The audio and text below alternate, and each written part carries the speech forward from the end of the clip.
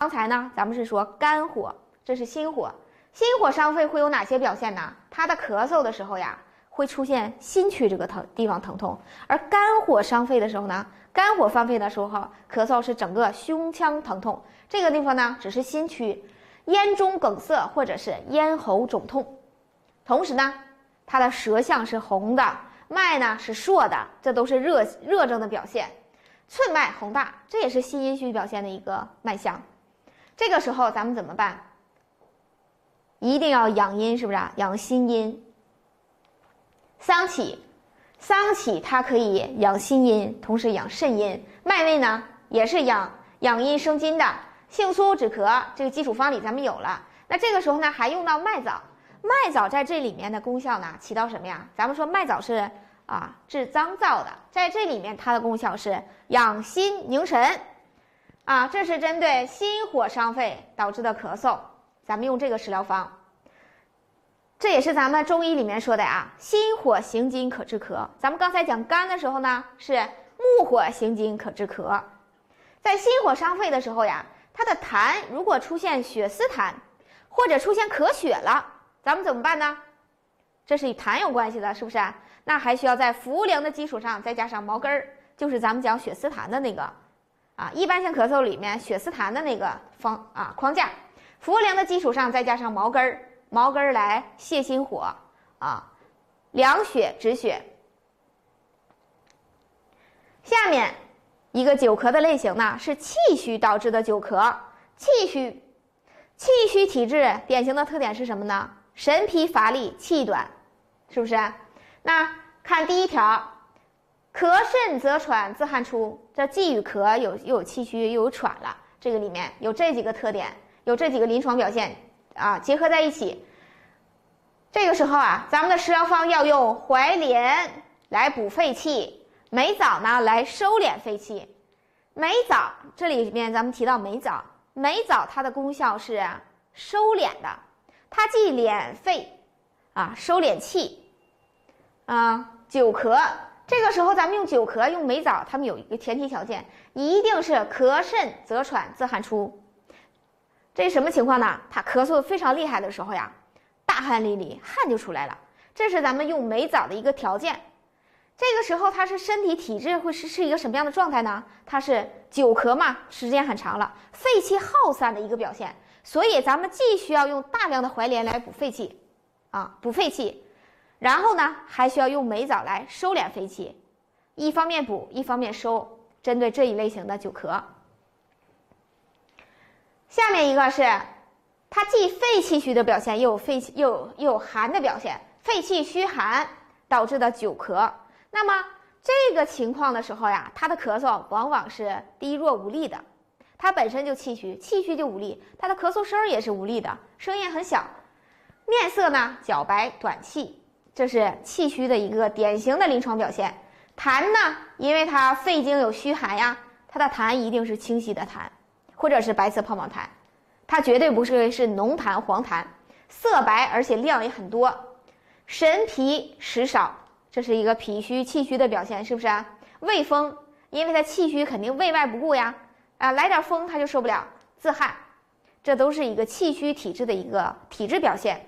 针对肺气虚寒导致的久咳，我们一定在治咳的基础上要扶正补肺气，然后呢黄草来温脾，因为黄草看它有脾阳虚的表现又有肺阳虚的表现，那黄草正合适。黄草温肺温脾，茯苓呢化痰，这是气虚与久咳之间的关系。下一个类型呢是咳嗽与大便小便之间的关系。有的人咱们可能不常听说，但是临床上咱们经常常见咳嗽的时候小便就来了，咳而遗尿，还有的呢是咳而遗屎。在去年到现在我们就接手了4个咳而遗尿的一个案例，都是40岁以上的一个这样的患者。咱们先讲久咳咳而遗尿。咳而遗尿，咳嗽的时候小便就出来了，不受控制的就出来了。这个时候咱们要从哪个脏腑来着手呢？五脏六腑皆令人咳，它除了是与肺有关系，还与哪个脏腑有关系呢？咱们说肾司二便，大便小便的问题，它的主管部门是肾，那么一定与肾虚有关系。所以啊，可尔遗尿一定要补肾，不补肾，它这个遗尿的症状绝对不会好转。补肾咱们怎么来补呢？桑杞来补肾阴，九子呢补肾阳。这个九子呢，咱们也视情况而定。如果它有热症的表现啊，咱们还可以把九子用成黑草。咱们临床上去年治疗过一个湖北的女性，她是一位女教师，常年的咳嗽啊，她就属于久咳范围了。她不分季节，一年四季常年咳嗽，而且呢，久治不愈。后来找到咱们之后呀，因为咱们这个按照咱们这个详细的辩证之后呀，因为她最开始呢，她是喉痒则咳，常年都是喉痒则咳，咱们就用喉痒则咳、久咳的方子，姜苏、桑苏、杏苏，再加上椒圆和桃红，一次方7天，咳嗽就好了。咳嗽好了之后，他就特别感谢，他说：“你真是神医。”他说：“我的咳嗽已经找了好多地方都没治好了。”其实，在我们认为，其实这非常简单，但是呢，他已经求医无数了，没治好他的咳嗽。所以有的时候啊，你觉得咳嗽是小病啊，不足挂齿，但是有的时候呢，你没有详细辩证的时候，它就是一个大病，你就治不了。后来呢，因为他是一个老师，平时工作非常忙，他一咳嗽呢，咱们给他开个7天方呢，他就好了，能好几个月。但是因为他一直都没有补肾，一直都没有真正的好好的把体质调理一下，后期的时候就严重了，严重的时候就出现这个症状了，就出现可尔遗尿了。可尔遗尿，咱们之前给他开的方子，那个方子对于这个症状根本就不行，所以因为之后他就只是偶尔咳嗽，但是喉不痒了，所以咱们在止咳化痰的基础上，咱们就加了补肾的，开了7天。据他跟我们反馈，这个治疗他可尔遗尿的这个症状，他说喝了2包就有明显的感觉，他一咳嗽的时候，这个尿就不是感觉一下子就出来了，就明显的感觉有缓解。然后1天吃完之后，改善的更多了，2天可尔遗尿的症状就消失了，就没有了。但是我们跟他说你还一定要坚定不移的补肾，因为一定是已经肾虚了，坚定不移的补肾才能够根治你的咳嗽。这是可尔遗尿。那么下一个可尔遗屎，可尔遗屎一咳嗽的时候，大便不受控制的出来了。这个咱们说肾司二便，但是这种情况呢，往往咱们考虑它是肺气虚。为什么呢？大便这个地方，肛门这个位置，除了肾主管，肺也主管呀。肺与大肠相表里，所以这个可尔遗屎往往是肺气虚的表现。所以可尔遗屎咱们要大量的补气，用怀莲。肺它气虚了之后它的宣发和肃降的功能也一定失调。